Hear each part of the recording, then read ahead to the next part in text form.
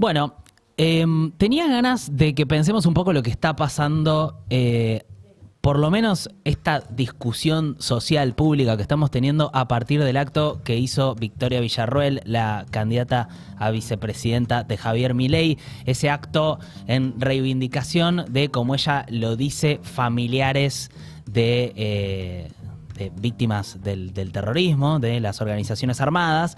Algo que en sí mismo, la verdad que es difícil que uno pueda estar en contra de algún tipo de, vamos, no sé, de momento que puedan tener familiares de víctimas de cualquier cosa, de cualquier cosa. Lo que pasa es que en este caso hay una evidente utilización política, o por lo menos esa es la interpretación que hago yo, y quería ver si lo podíamos charlar con alguien que sepa un poco, que se dedica a pensar, más que nada que se dedica a pensar. No sé si lo tenemos. Sí, ahí está.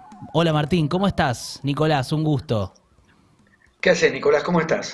¿Cómo estás? Gracias por salir en esto, que es un programa que acaba de empezar, nos estamos acomodando, así que me imagino que nada, no tenés mucha información de esto y es medio un salto al vacío, pero gracias por estar ahí. Más que nada quería preguntarte un poco esto, yo estoy tratando de pensar en esta discusión pública que hay y estoy tratando de encontrar algunas respuestas que son difíciles porque veo que hay mucha habilidad, por lo menos de parte de Victoria Villarroel y de ese espacio, para plantear la discusión en términos con los cuales es difícil discutir, ¿no? Porque ella plantea, voy a hacer un acto por los familiares de víctimas del terrorismo, de las organizaciones armadas, pero de alguna manera uno, la verdad, lo que ve en toda la gestualidad por los invitados, por las declaraciones políticas que ella hace en el contexto, por cómo se refiere a Estela de Carlotto, es que de repente lo que parece haber es una intencionalidad política de una reinterpretación histórica, ¿no? ¿O cómo lo pensás vos? No lo sé, como vos decías, lo estamos pensando, pero efectivamente si hay una reinterpretación histórica habrá que... estamos en el terreno que es propio justamente de la revisión histórica y de las discusiones históricas. El pasado siempre está abierto a interpretación Hmm. y cada cual esgrimirá la interpretación que considera válida y disputará con las que considera equivocadas. Es así.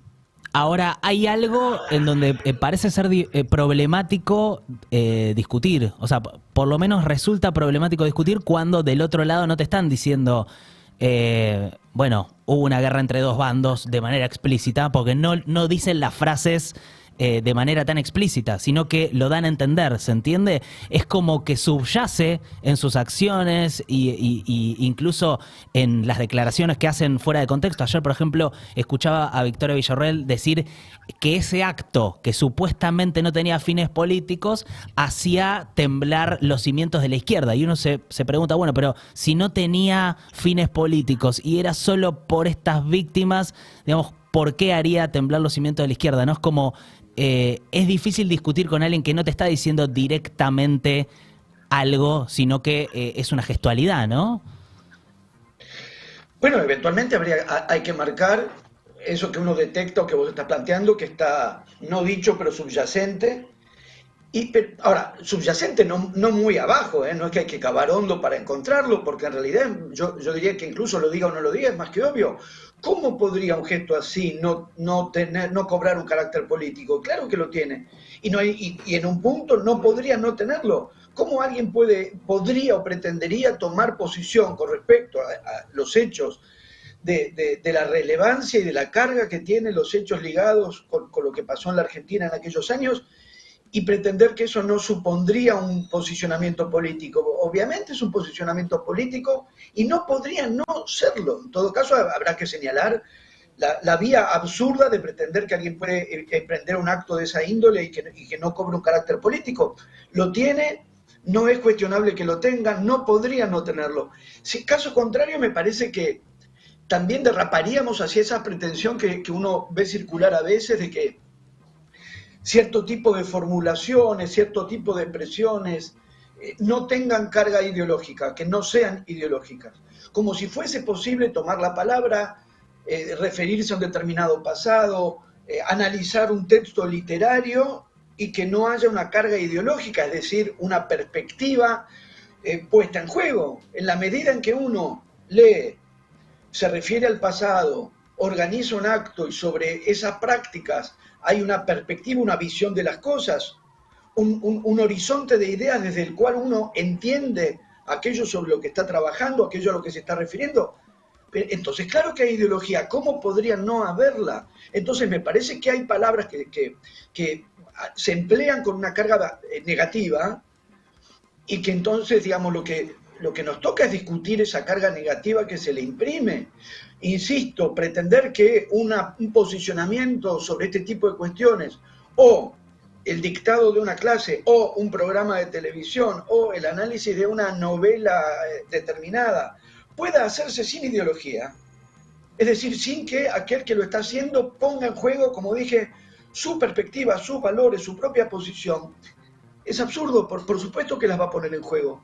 ¿Cómo alguien podría hacer un acto tomando posición respecto de lo que pasó en la Argentina en los años 70 y que eso no tenga un carácter político? Obviamente lo tiene, y no podría no tenerlo.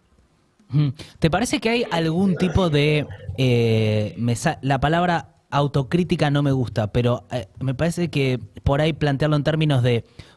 ¿Podría ser que haya un espacio progresista que por ahí nos cueste debatir estos temas que ya creemos que están tan saldados democráticamente, vuelven a aparecer y falta como un ejercicio como de pensamiento y de poder, esto que decías vos, que bueno, hay que discutir los temas, hay que volver a discutirlos, hay que digamos, volver a decir las cosas, y parece a veces como que lo primero que nos aparece es un enojo y como que falta un poco ese ejercicio de pensar, volver a decir las cosas y meterse en esa discusión, porque si no parece que este discurso reinterpretativo medio que toma el escenario y no hay como mucha respuesta contundente a ese discurso, ¿no? Por lo menos también, digo, teniendo en cuenta la situación de medios que tenemos, en donde, digamos, hay una cosa bastante hegemónica de... Ayer, por ejemplo, veía una cobertura de algunos medios diciendo que las personas que se manifestaban en contra del acto eran fachos, o sea, usando esa palabra en contra de los que se manifestaban en contra del acto, ¿no? Como que hay un problema ahí de cómo plantear la discusión. Sí, yo creo que hay varios problemas, efectivamente, como bien decís. Uno es una especie de juego de lógica en espejo, pero de carácter infantil, que es pretender que las discusiones se den, como digo, en espejo. Te devuelvo la categoría que vos me dirigís a mí. Entonces, ves, yo te digo facho porque vos me dijiste facho, yo te digo lo que me dijiste. Que es algo que todos hemos hecho, pero lo hacíamos cuando éramos niños, digamos. Sí. Después lo dejamos de hacer, porque digamos, una discusión no se da así. Entonces un sector crea un centro de estudios legales y sociales y el otro sector va a crear un centro de estudios legales y sociales que se llama igual, pero para el otro lado. Ese juego de espejo, entonces te digo facho porque me dijiste facho y te digo, ¿no? Ese modo de evolución sí funciona más como las peleas de infancia. Me parece que, como vos decís, digamos, lo que esto requiere es que demos la discusión y hay que dar la discusión. Respecto a la autocrítica, de las autocríticas, pero eso existe. Después deberíamos revisar a qué campo nos estamos refiriendo. Está el campo de la izquierda, no es un único campo, hay distintos sectores de izquierda. Después está el campo del progresismo, que no es idéntico, no es lo mismo que el campo de izquierda. Están las revisiones y discusiones que cada uno de los sectores le ha dado a otros los sectores, y como vos decías, la autocrítica que cada sector ha hecho sobre sí. En ese punto, yo no diría que no ha habido o no hay revisiones autocríticas. Uno puede pensar, digo así muy rápidamente, un texto que circuló de Oscar del Barco llamado No matarás y que generó muchísimas discusiones. En los distintos campos, insisto, porque me resisto a homogeneizar distintos sectores de lo que llamamos izquierda, distintos sectores de lo que llamamos progresismo, que son distintos entre sí. El texto de Oscar del Barco generó muchísima reflexión, muchísima discusión y muchísima autocrítica al interior de ese campo. Libros como lo de Pilar Calveiro, el libro Política o Violencia de Pilar Calveiro es una revisión y abre una serie de discusiones muy valiosas. Gente que digo, ya mencioné dos. Sí. En la extraordinaria biografía de Rodolfo Walsh, que escribe Josami, que escribe Eduardo Josami, está muy bien desarrollado, todo está muy bien desarrollado las posiciones críticas que el propio Walsh asumió en circunstancias tremendamente difíciles y tremendamente conflictivas con respecto a la cuestión de la lucha armada en esos mismos años. Por supuesto que si lo que estamos planteándonos es realmente una reflexión autocrítica, entonces tenemos que avanzar sobre ese terreno. Si queremos el juego de Pejo, de ir a pintarrajear cosas en la esquina de Entre Ríos y San Juan para denostar una figura porque el otro sector la reivindica, entonces estamos en el juego de especular pueril.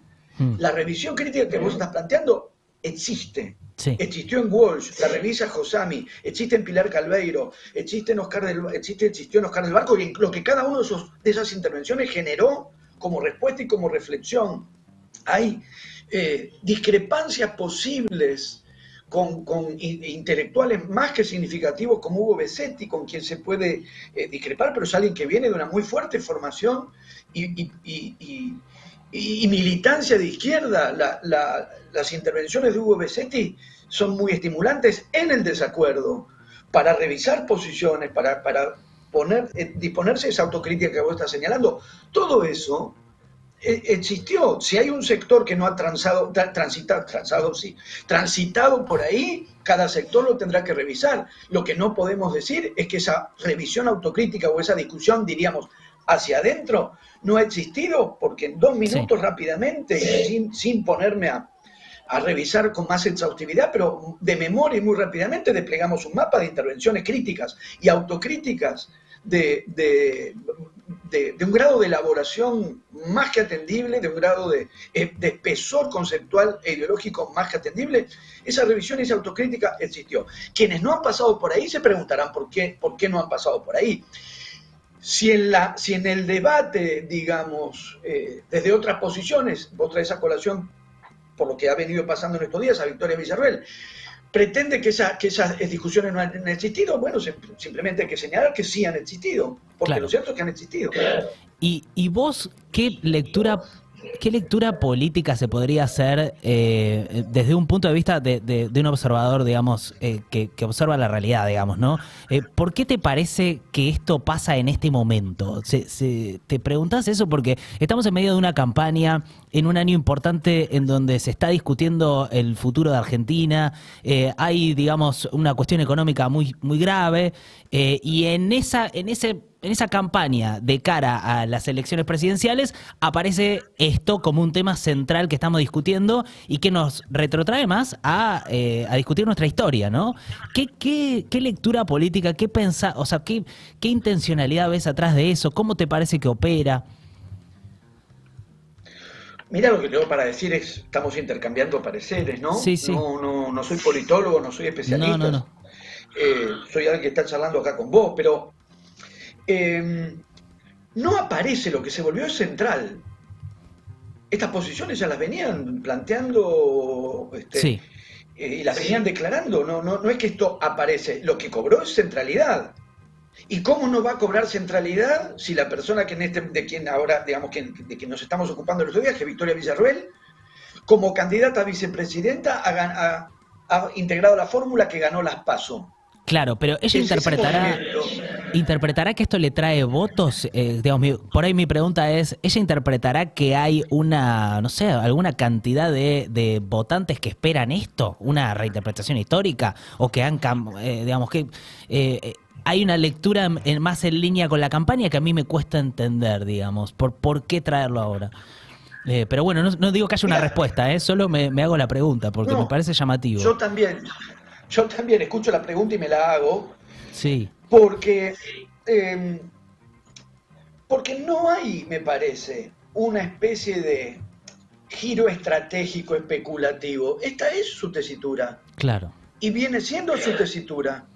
No es que se dio vuelta en el aire, no es que venía o se lo tenía calladito y ahora por algún tipo de especulación preelectoral, eso que tenía calladito lo dice. Sí. Ya lo decía, ya lo venía diciendo. Si esto en el espectro de ese espacio que lidera Milei ¿Le suma votos o le resta?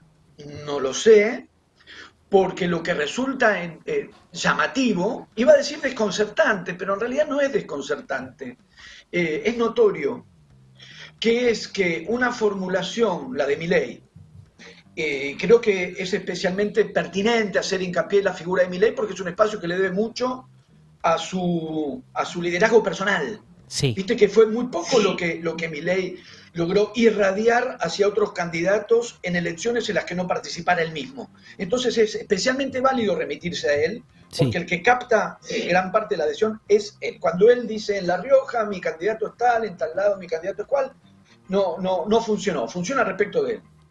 ¿Cómo se combina su tan proclamado recelo del Estado, formulado especialmente cuando se trata de las funciones del Estado respecto de salud, que él quiere, de lo que él desconfía, cuando se Sí. trata de educación, que él quiere desplazar hacia un sistema de De vouchers. iniciativa, de vouchers, iniciativa familiar, cuando se trata de la función social de contención de injusticias, lo que llamamos justicia social, que es algo que ha denigrado Milei, recelan del Estado en todas estas instancias tan decisivas y muestran un apego hacia el aparato represivo del Estado. Es decir, la faceta de la que uno recela fuertemente, aquello por el cual uno, digamos, tiene, y uno, no yo, toda una fuerte tradición política e ideológica de lo que podemos llamar izquierda, después tenemos que refinar, insisto, porque para no hacer generalizaciones demasiado de trazo grueso de izquierda, progresismo, Sí. progresismos, pero recelamos, claro, ¿cómo no vamos a recelar de esa máquina de represión llamada Estado? Llama la atención que en un sector donde por un lado está Milei, llamando ni siquiera, digamos, a hostigar, a repudiar el Estado en todas sus instancias, haga una excepción, una muy significativa excepción. No lo quiere regulando mercado, no lo quiere garantizando derechos, no lo quiere garantizando educación, no lo quiere garantizando salud, pero muestran un apego, una adhesión y un fervor por el aparato represivo del Estado, por sus instituciones represivas, que uno dice, ¿cómo se concilia esto con esto? Claro, no es dinamitar todo el Estado. Hay una parte que justamente quieren empoderar, digamos, ¿no? Usando una palabra actual. Pero hay algo llamativo en esto que decís que te agrego, que a mí me preocupó, que es, yo leí la plataforma del espacio y la verdad, hay un momento en donde ellos hablan claramente de una idea de doctrina de seguridad nacional que la verdad nos remite a esa idea del enemigo interno, el uso de las Fuerzas Armadas para combatir el enemigo interno y en ese sentido más hacia futuro, me parece que por ahí es la pregunta, que es, y ya una cosa más emotiva te pregunto, ni siquiera tan racional, ¿te preocupa esto? ¿Vos ves un posible gobierno, ante un gobierno de Milei, te preocupa una deriva autoritaria? ¿Cómo se puede analizar esta discusión que ellos están dando en términos históricos hacia atrás, pensada hacia un potencial gobierno hacia adelante? Mirá, sí, me preocupa. No la veo tan lejos a Bullrich, llegado Claro. el caso en este terreno del que estamos hablando. Sí. De hecho, se sentaron a conversar en una mesa, a buscar un acuerdo, y el que se levantó y se fue Milei, no Patricia Bullrich. Cuando se sentaron a conversar, de un modo que no podríamos pensar a Javier Milei sentándose a conversar con Miriam Bregman, No. porque esa conversación no dura ni 2 minutos, pero duró un buen rato con Patricia Bullrich. Y el que se paró y se fue Milei, no Patricia Bullrich. Entonces Patricia Bullrich no está espantada con Milei exactamente. No. Ahí sí uno puede ver posicionamientos estratégicos para disputar votos. Pero en relación a lo que vos estás planteando, el apego, el fuerte apego a la maquinaria represiva del Estado, sí, efectivamente me preocupa en Milei, me preocupa en Patricia Bullrich, pero insisto que ahí tenemos algo entre Milei y Victoria Villarroel, llegado el caso, y en el propio Milei, llegado el caso, que es, insisto, pongámoslo en el lenguaje de Milei, que es muy eficaz por otra parte. los derechos, el individuo tal como lo concibe Milei por otra parte, que no es como lo concibo yo, porque Milei piensa al individuo como constituido por sí mismo y luego ese individuo se inserta en un medio social determinado. Claro. Frente a una perspectiva que es la que yo creo más adecuada, que es que no está dado el individuo y luego se inserta en un medio social. Cada sujeto se constituye socialmente, somos sujetos sociales en nuestra propia constitución, en nuestra propia conformación de subjetividad. Sí. Entonces la condición social está en cada uno de nosotros, no existimos como entes cerrados que luego tenemos que insertarnos en la sociedad e interactuar con la sociedad. Pero pongámoslo en los términos de Milei, o sigamos la secuencia de los términos de Milei, y el modo que apunta a la preservación de la condición individual respecto de cualquier otro tipo de intromisión externa, no solo la del Estado, pero ante todo la del Estado.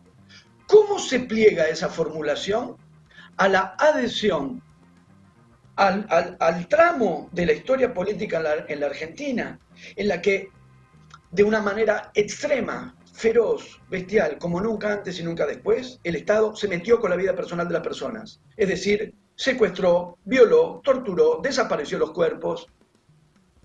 Entonces, ¿qué es esta extrema sensibilidad del individuo y del proyecto de vida del individuo frente al Estado que se entromete en la justicia social, se entromete en el sistema educativo? Ahí recelan. Pero el aparato del Estado, en su expresión más brutal, que fue la del terrorismo de Estado, metiéndose, por decirlo con el lenguaje de Milei, con las vidas personales de cada individuo, no, ahí no tienen problemas. Entonces, efectivamente, hay una inconsistencia en su propia formulación, que es la que queda a la vista, y en el punto en el que Villarruel está diciendo efectivamente lo que piensa. E insisto, no veo ahí ¿le va a sumar votos, le va a restar votos? No lo sé. Lo que no lo veo es como un cálculo especulativo coyuntural. Entiendo. Esta es su tesis. Sí, me preocuparía que no le reste votos, porque como que estaríamos hablando de una novedad, me parece. Digamos, esta idea de que no sea un tema condenable de una manera masiva, el hecho de que alguien no ponga, digamos, no condene de manera afirmativa qué es lo que pasó en la última dictadura militar. Si eso no implica un espanto de una parte del electorado, a mí me resultaría preocupante. Pero por otro lado, algo que decís que me hizo pensar es, claro, esta idea de la libertad, cómo aparece esa palabra que fue usada por ellos como un valor que tomaron como una bandera, y de repente cuando aparecen estas cosas y uno se pregunta de qué tipo de libertad estamos hablando, bueno, evidentemente ahí hay un problema en por lo menos cómo quieren presentarlo ellos, porque claro, entonces estamos hablando solamente de la libertad de mercado, porque evidentemente si no te preocupaba la libertad de las personas en ese momento, en donde, como decís, el Estado estaba más presente, ejerciendo su rol, limitando la libertad, digamos, no hay más claro que eso. Sí, en ese sentido la verdad que es preocupante que esa sea la definición de libertad, digamos. Es que en ese punto me parece que también hay, volviendo a esta idea por donde empezábamos, de la autocrítica o de ciertas revisiones, hay un libro muy, muy bueno de Pablo Stefanoni. Sí, La rebeldía se volvió de derecha. Exactamente, que es, retomando lo que vos decís, que me parece decisivo, que es revisar las propias posturas también, los propios recorridos, que hemos estado haciendo o no haciendo en cada caso, porque efectivamente podemos decir, de algún modo hemos regalado una palabra tan valiosa como libertad. Porque al mismo tiempo, si pudiésemos recuperar, digamos, pensando en reacomodar el tablero de la discusión, ¿quién no está a favor de la libertad? Yo también estoy a favor de la libertad. El himno lo dice, digamos, sí, cantamos libertad, todos queremos la libertad. ¿Quién no quiere la libertad? La ciudad de Buenos Aires tiene una esquina muy significativa, Libertador con Libertad, se cruzan, hay una esquina, ¿no? En Buenos Aires. No sabía. La libertad. O sea, ahora que lo pienso, sí. Pero... Sí, ahí en el bajo. No, digo, por tomar referencias de que la categoría de libertad es un valor del que ninguno desiste. ¿Cómo es que pasa a ser un valor para un cierto sector? Entonces, más bien tenemos que, por un lado, revisar las propias tesituras, por qué se apropiaron de esa palabra, Claro, y por qué nos encontramos con esta situación. Se apropiaron aquellas palabras, de esa palabra, desde un sector que al mismo tiempo se pliega al tramo de la historia política argentina en que las libertades fueron más aplastadas que nunca claro. en toda nuestra historia. La discusión es qué noción de libertad estamos poniendo en juego, cada uno, cada Sí, sector, cada proyecto político. Ninguno no está a favor de la libertad. ¿Qué entendemos por libertad? Eso es lo que hay que definir. ¿Y cuáles son las que entendemos las condiciones necesarias para que la libertad no sea una categoría vacía, no sea una declaración hueca y toque efectivamente las vidas de las personas?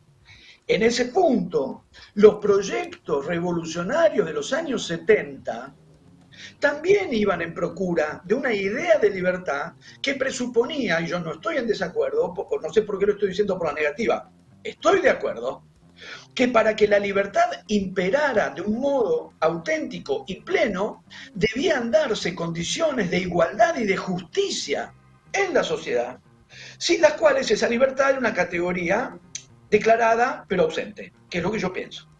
En sociedades como la nuestra, con un grado de desigualdad, de injusticia, de privaciones objetivas tan altas, si esas condiciones no se alteran, la declaración de libertad se vuelve hueca, se vuelve superficial. Entonces, dar la disputa sobre qué entendemos por libertad y cómo se llega a una libertad valorable, ese es el punto.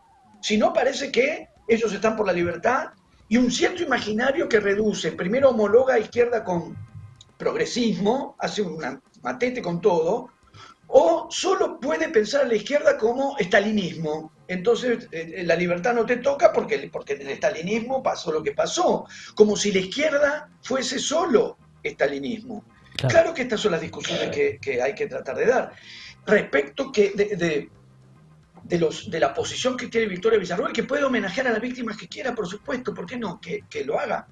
Y de hecho lo hace, no precisa ninguna autorización de mi parte y no pondría ningún obstáculo a que homenajee a quien quiera. Después damos la discusión sobre qué lecturas se hacen de las posiciones que se toman, que es lo que estamos vos y yo ensayando acá. Porque sí hay aspectos que fueron muy debatidos. Yo creo que todo está abierto a debate, a interpretación y a lucha de interpretaciones. Lo que a veces puede ser un poco fatigoso es que algunas discusiones se abran como si fuesen de cero, cuando hay aspectos que fueron largamente discutidos. Eso sí puede ser un poco frustrante y un poco cansador.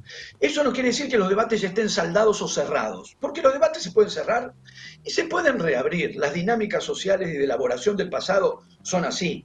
A veces es un poco frustrante que se discuta de un punto cero cuando en realidad hay un recorrido de discusión detrás, que convendría tomar en cuenta un poco lo que decíamos antes. ¿Por qué no se discutió en el campo de la izquierda o en el campo del progresismo? Claro, sí se discutió. Sí, se discutió ampliamente, rigurosamente. Mario Santucho editó diversos números extraordinarios de una revista llamada Lucha Armada. Se discutió en el campo de la izquierda, se discutió en el campo del progresismo, que además son distintos y tienen distintas posturas. Sí se discutió. En ese punto sí uno podría volver, considerando que estas discusiones tienen ya un recorrido, que han venido transcurriendo en estos 40 años y que quizás convenga recuperar la distinción medular entre la instancia en la que la violación de la ley la comete cualquier sector, cualquier persona o cualquier organización, y cuando la violación de la ley la comete el Estado, que es algo que tiene una inscripción por lo pronto en Operación Masacre de Rodolfo Walsh en 1957. Es incomparable la significación, la gravedad que supone que un crimen, que determinados crímenes sean cometidos por el Estado, dado que el Estado tiene, como sabemos, la potestad, pero también el deber de establecer la ley, de regular su implementación, de vigilar su cumplimiento y de castigar su violación. Y el monopolio de la fuerza. Exacto. ¿Qué pasa cuando las leyes la viola el propio Estado con su propia fuerza, con esa fuerza de la que dispone? Esto, que es fundamental, se planteó y se discutió respecto de cualquier intento de simetría de lo que dio en llamarse dos demonios. ¿En qué sentido se discutió en su momento la así llamada teoría de los dos demonios? Fue algo largamente discutido. Sí. Lo podemos seguir discutiendo, pero sepamos que fue ya largamente discutido. Conviene ya ir sabiendo para ganar tiempo. Que es no parangonar, no equilibrar en un juego de simetría un tipo de violencia con otra, porque una se comete desde el aparato del Estado. Y eso es siempre, por definición, infinitamente más grave que la otra violencia. Después uno puede discutir la otra violencia, claro que se puede discutir la otra violencia, claro que es, y se discutió en aquel momento. No todos los sectores de la izquierda revolucionaria entre los años 60 y comienzo de los años 70, adhirió a la lucha armada como modalidad de acción política. No todos, algunos discreparon en ese mismo momento. Otros, es muy valioso el caso de Rodolfo Walsh, discreparon al interior de esa apuesta después de haberla adoptado y después de haberla asumido. Otros discreparon y la revisaron a posteriori. Esa discusión existe. Ahora, en cualquier caso, no se parangona un accionar con el otro, porque el del Estado siempre supone una gravedad mayor, porque tiene el monopolio de la violencia legítima y porque la violación de la ley por parte del Estado plantea una puesta en crisis, un colapso inadmisible en un grado incomparable. Este sería un punto. Otro punto, las prácticas de la violencia revolucionaria pueden encuadrarse como terrorismo o no. Eso es toda una discusión que se vino dando, se puede seguir dando, se vino dando. No toda violencia es violencia terrorista. Lo que sí está claro es que hubo terrorismo por parte del Estado. El terrorismo como una forma particular de la práctica de la violencia, una forma específica de una práctica de la violencia orientada a la intimidación y la paralización por el miedo de la población en general. Ese es el terrorismo.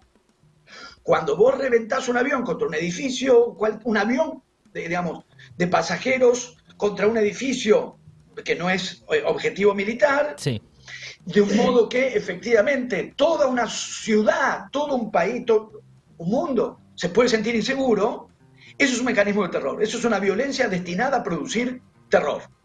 El modo en que el Estado durante la dictadura militar del 76 al 83 practicó el terror, practicó la violencia, corresponde al terror. Ese modo en que combinaron mostración y ocultamiento, el modo en que se dosificó durante los años de la represión, hay que decir que antes del 76 también, el modo en que se practicó la violencia represiva, que insisto que participaba de la clandestinidad y del ocultamiento, al mismo tiempo de la mostración, tenía que verse y que no verse. Se veía en las calles y al mismo tiempo estaba oculto en la clandestinidad. Esa combinación tenía un efecto de terror. Ese modo de saber lo que pasaba, porque se sabía, y al mismo tiempo saber que algo se ocultaba, ese carácter presente y a la vez fantasmal de la represión del Estado, operó efectivamente en términos de terror. Ahí sí tenemos sin dudas una práctica de violencia ligada al terrorismo. Otro aspecto, también largamente discutido, esto emergió muy fuertemente en este mismo año, increíblemente, todo pasa tan rápido, con la gran repercusión, y feliz repercusión diría yo, que tuvo la película sobre el juicio de 1985, el juicio a las juntas militares, sí, que no fue solo a las juntas militares. El juicio y la condena no fue solo a las juntas militares. Que es que, habiendo habido, porque la hubo, habiendo habido suena mal pero es correcto, organizaciones de lucha armada de impulso revolucionario y por lo tanto intercambio de violencia entre fuerzas revolucionarias e insurgentes y el aparato del Estado, que está ahí para reprimir, claro, eso hace el Estado, y aplastar los proyectos de transformación social radical, porque el Estado siempre juega, en principio, a favor de mantener el orden de dominación existente. Esa es su función. Por lo tanto, toda fuerza insurgente que procure una transformación radicalizada de la sociedad confronta con la fuerza del Estado. Esa confrontación estaba prácticamente resuelta el 24 de marzo de 1976. El poder de combate en ese intercambio necesariamente dispar, las fuerzas insurgentes siempre están en una posición de disparidad respecto a un aparato de Estado, lo han estado también en el caso de revoluciones triunfantes, y esta no lo fue. Siempre esa lucha es en condición de asimetría y de disparidad, y hay toda una teoría, por supuesto, hay una teoría de estrategias de lucha desde esa posición asimétrica de disparidad. Claro. Eso efectivamente se verificó.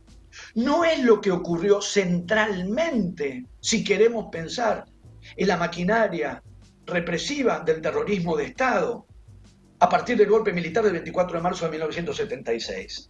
Porque buena parte de las acciones represivas del terrorismo de Estado se orientaron no ya a organizaciones de lucha armada, sino a toda forma de oposición y de resistencia y de posicionamiento crítico en la sociedad. Atacaron militantes, militancia en colegios secundarios, no estoy hablando de lucha armada. Pero esto es recontra sabido, sí. No hay problema. Se puede volver a decir todas las veces que haga falta y se puede reabrir la discusión todas las veces que haga falta. Encuadrar la represión ocurrida por parte del terrorismo de Estado en los años de la dictadura exclusivamente en términos de aparato de violencia de Estado, agrupaciones de lucha armada, es falso. Porque buena parte, y en verdad, después del 76/77, pero ya cuando se produjo el golpe, y no hay más que revisar los testimonios de a quienes se llevaban, o a quienes mataban, y a quienes torturaban, y para qué. Hubo un propósito logrado en gran medida de quebrar toda forma de resistencia política, sindical, ideológica, cultural. Ahí operó la represión. Más allá de la confrontación específica, considerable de todas maneras, con aquellas agrupaciones que optaron por la lucha armada. Las monjas francesas que fueron secuestradas, torturadas y desaparecidas no estaban en la lucha armada y no hubo, comillas, como se decía en algún momento, errores o excesos. Sabían que no estaban. El modo en que avanzaron y atacaron sobre prácticas de solidaridad social, de acciones sociales, de quienes participaban en movimientos de acción social en favor de los que estaban más perjudicados por las desigualdades sociales, atacaron ahí para quebrar las formas culturales e ideológicas de solidaridad social. Atacaron eso, el terrorismo de Estado atacó eso, atacó todo sentido de la participación y del involucramiento desde una determinada perspectiva de solidaridad política y social.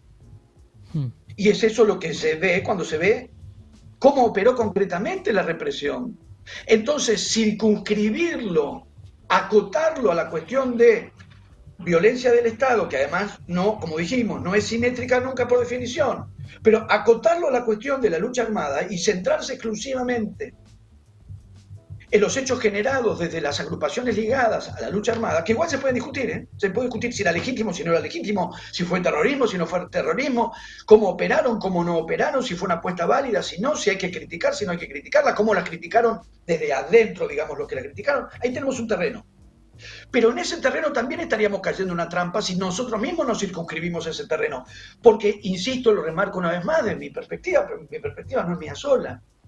Es lo que se vino desarrollando a lo largo de estos 40 años, entender de qué modo, a qué apuntó y sobre quiénes cayó la represión del terrorismo de Estado durante la dictadura. No se puede acotar a la cuestión de la lucha armada, porque la represión del Estado fue mucho más allá.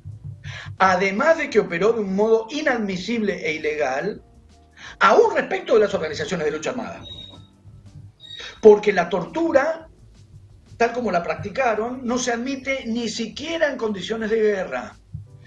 No estoy diciendo nada que no sepamos. Lo dijo el fiscal de Trasera en el juicio, lo dijo expresamente. Sí. Ni aún en circunstancias de guerra es admisible esto que hicieron. Pero además, es falsa la idea de que todo eso operó solamente en relación a la lucha armada. Es falso. No sí, Hay algo que es, o sea, es muy llamativo que estemos hablando de nuestra historia como si esto nunca se hubiese discutido. Creo que ahí hay una operación que es eso. Ahora, supongo que para cerrar, te hago la última porque me resulta muy interesante también pensar al aire y hacerse preguntas. Eh, Hay algo que está operando también, que es un cambio en la forma, el lugar en donde se discute todo esto. Digamos, si pensamos que en otro momento existía la televisación de la discusión pública y la filtración de, no sé, si pensamos en la forma en la que se discutía a través de los medios de prensa, ahora la verdad que tenemos una nueva forma de discusión pública en la que circulan los mensajes políticos y de todo tipo, también en entretenimiento, que son las redes sociales, esto que estamos haciendo ahora, pero digo, es un nuevo tejido de forma de discusión y yo me pregunto si esta tiktokerización de la discusión pública no está un poco también generando que puedan aparecer discursos sin historicidad, ¿no? Porque la verdad, el escenario en donde se da la discusión es bastante, digamos, que tiende a borrar la historicidad y a ser corto, cliqueable y con poca profundidad, ¿no? No sé si te parece que eso completa un poco la discusión. Mira, yo pienso que sí. Al mismo tiempo, aquí hay un reparto generacional. Vos sos joven, yo no. Yo soy del siglo pasado. Entonces me encuentro también, digamos, me encuentro en esto como ante distintas cosas, diciendo, Sí. uy, no será un viejazo esto mío, no estaré No, no. diciendo, viste, pero me lo digo, ya te va a tocar, vos porque sos joven, en un momento las cosas que le escuchabas decir a tu papá, que vos decías, pero qué viejo choto, empezás a escuchar que la Sí, decís vos o alguien la está diciendo en vos. entiendo. Entonces, por una parte procuro, digamos, no decir, no, estos tiempos, qué desastre, qué apocalipsis, y al mismo tiempo lo que pienso es Es eso. eso. O escucho la formulación que vos acabas de hacer, Sí. y mi respuesta es sí, sí, tenemos un problema ahí. Mm. Porque nosotros llevamos 45 minutos hablando. Sí. Estamos intercambiando, estamos desarrollando ideas, las estamos intercambiando, a mí esto me encanta hacerlo, está en mi formación también. Mm.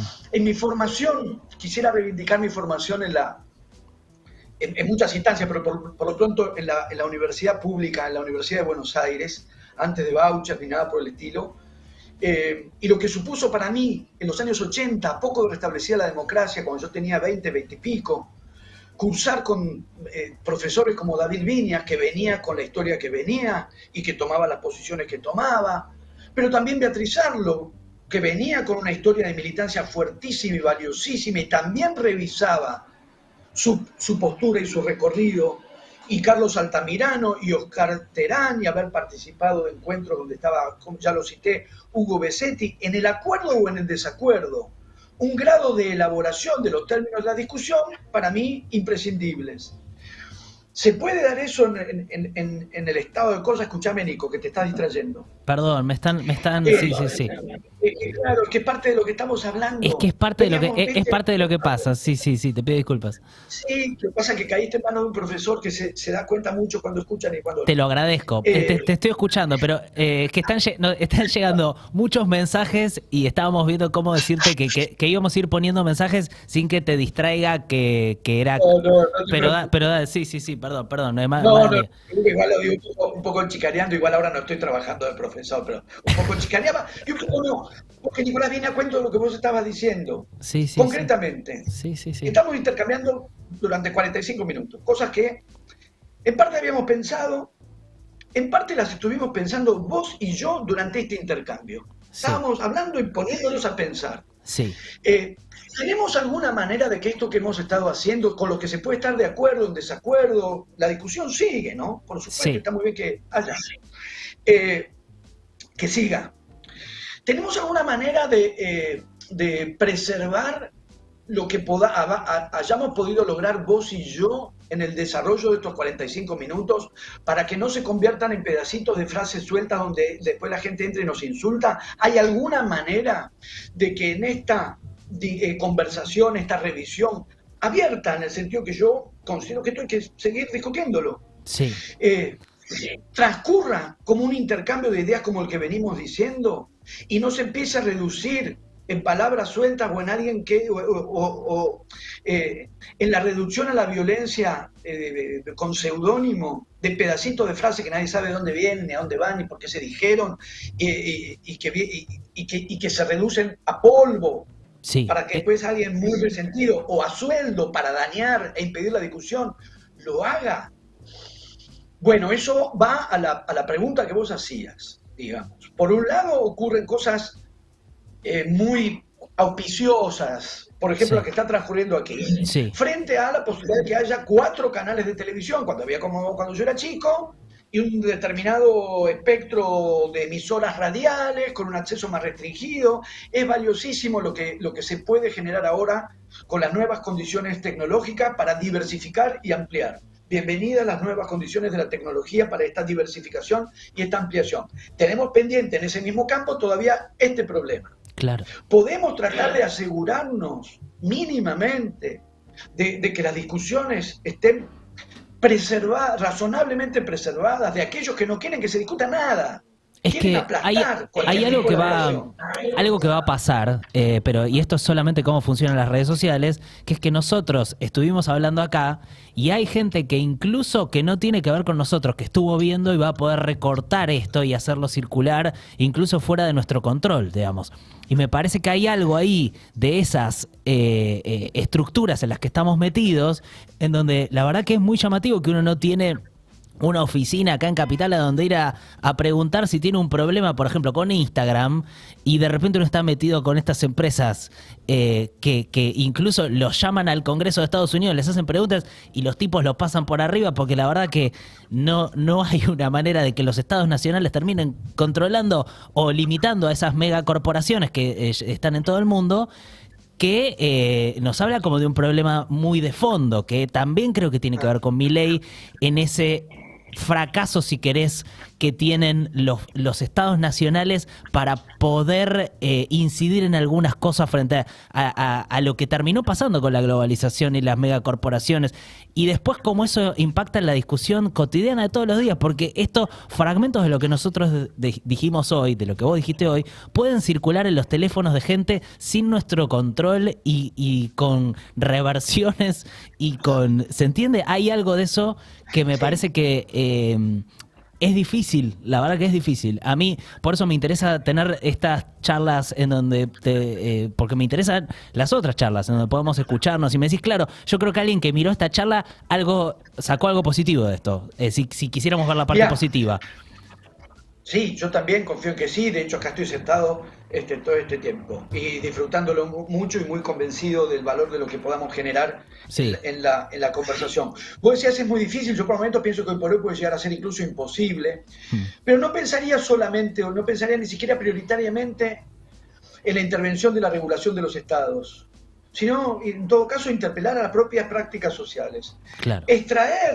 Extractar, citar. Y sí, eso es parte de un ejercicio de lectura, sí, que no es lo mismo que premeditadamente y malintencionadamente tergiversar. Totalmente. Hay una diferencia entre citar y discutir, por un lado, y por el otro lado, recortar, tergiversar para agredir. Hay una diferencia. En algunos casos no están queriendo discutir, están queriendo agredir. Claro. En algunos casos citan una parte de lo que hemos dicho, van a citar una parte de lo que hemos dicho para discutirnos, bienvenido sea, y hay una parte que no, que simplemente van a deformar para tergiversar intencionalmente y destruir, no discutir, destruir, anular la palabra del otro, que es una de las explicaciones de por qué algunas discusiones parecen haberse disuelto y no se reanudan, empiezan como si nada. Ahora, más que la regulación de los estados está fuera del alcance de lo que yo honestamente estoy en condiciones de elaborar. Sí, una interpelación desde nosotros a nosotros mismos. ¿Qué hacemos con la circulación de las palabras en las nuevas condiciones de la circulación? No lo que tienen de propicio, sino lo que no. Hay algunas cosas, yo lo he pensado, lo he comentado en algunas ocasiones a partir de un ejemplo muy básico, pero me parece a mí ilustrativo en cuanto a qué es o de qué manera se puede llegar a extractar una frase y hasta convertirla en título de una nota, porque también hay una práctica muy habitual que, como vos sabés, porque lo vemos todos, Sí. es que se comentan las notas o las entrevistas por el título sin leerlas, pero sin leerlas en absoluto. Sí. Y sin embargo, yo puedo entender que alguien no lea. Lo que me resulta raro es que alguien entre a comentar un texto que no leyó, solo está contestando el título. El ejemplo viene del fútbol. Conferencia de prensa del un técnico. Juegan el superclásico A contra B. Se pregunta al técnico del equipo A, ¿le querés ganar a B? ¿Qué va a contestar el técnico la semana del clásico? No le quiero ganar, quiero empatar, tengo miedo, no sé lo que va a pasar. No, obviamente contesta, sí. ¿Le querés ganar a B? Sí. Título, le quiero ganar a B. Comentario, ¿quién te crees que sos? Engreído, exceso de confianza, después pierde el partido y dicen es que estaba muy confiado, los desafió. No, ahí hay un problema de recorte y de tergiversación en el recorte. Claro. Estaba contestando a una pregunta, no tomó la palabra para una declaración fiante, le quiero ganar. Le preguntaron, ¿le quiere ganar? Contestó que sí. En este ejemplo básico, mínimo, anecdótico, menor, me parece que se cifra un mecanismo que en otro tipo de temas como los que estamos hablando ahora tienen otra gravedad, aunque para mí un clásico en el fútbol tiene... No, sí. Pero menos que esto que hemos estado hablando, hay que admitirlo. Es cierto también. El mismo dispositivo, el mismo mecanismo, ya no de citar y discutir, tergiversar para anular. La mayor parte de los textos o de las intervenciones que uno registra, en el tiempo que yo dedico a revisar, a leer eso, están más orientadas a tergiversar para anular que a citar para discutir. Entonces sí, las consecuencias no son buenas. Martín, la verdad te agradezco mucho todo este tiempo que nos diste. Para mí fue interesantísimo y hay algo, me parece que haces que por lo menos a mí me provoca escucharte, que es hacerme preguntas y tratar de pensar las cosas, tratando de salir de esa lógica tan como tribunera y que esté todo tan claro, que me cansa tanto, que termina siendo agotadora. Así que te agradezco. Esperemos que todas las reinterpretaciones y circulaciones que haya de esto sean bien intencionadas y como citas, pero bueno, en principio creo que pasó algo que estuvo buenísimo y que quien estuvo mirando se llevó algo y eso ya alcanza. Confío en que sí, así que yo te lo agradezco a vos. Muchas gracias en serio, y hablamos. Un abrazo. Abrazo. Bueno, sí, me parece